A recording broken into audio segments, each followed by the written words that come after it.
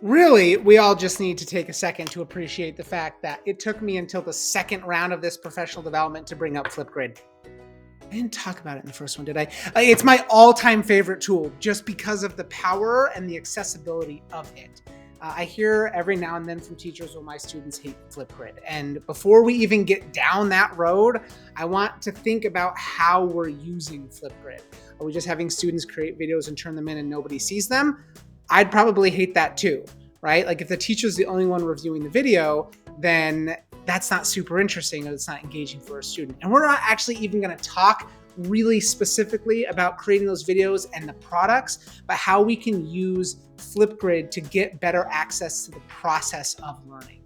Flipgrid provides this super accessible, it's free, it's cross-platform, so it's Google and Microsoft. It's an app and it's accessible in the browser, and so it's just easily attainable, accessible. I didn't want to use accessible again, but there we go. It's happening again. It's great. And so my all-time favorite use of this is one time I watched a math teacher just put a problem on the board and said, solve this problem, but you're not allowed to use any paper. They put a picture of the problem on Flipgrid and students had to talk to the camera and talk their way through the problem. So first I would do this, and then I would do this, and then I would do that. And the teacher, instead of giving them 10 problems to do silently at their table, had them all talking about math and was able to walk around the classroom and hear students doing math, listen to their reasoning and thinking, and then insert themselves and differentiate and provide interventions in the moment that a student was having trouble. It was beautiful. It gave her access to each individual student because they all had a product to do. They had one problem to focus on, and then she was able to go be one-on-one with all of her students. It was awesome.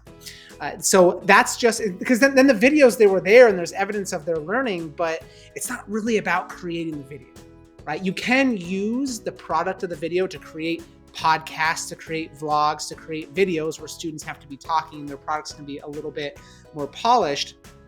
But in the primary classroom, you can have them doing, I'm gonna use the term sight words, but I know we're shifting away from that.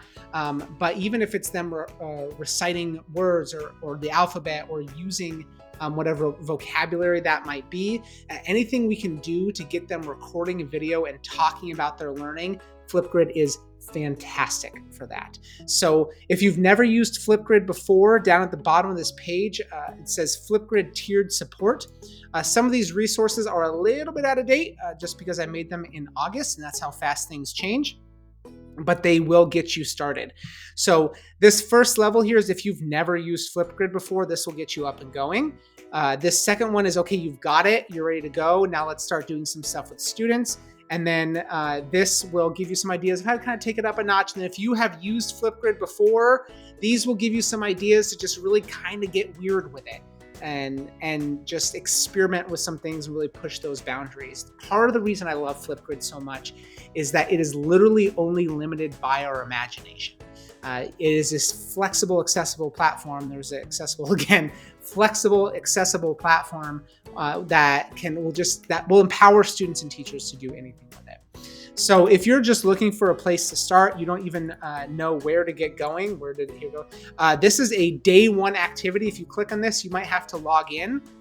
But if you click on this, this will give you access to an activity that I've made that you can just add to. I mean, I literally did this like 15 minutes ago and it was working just fine.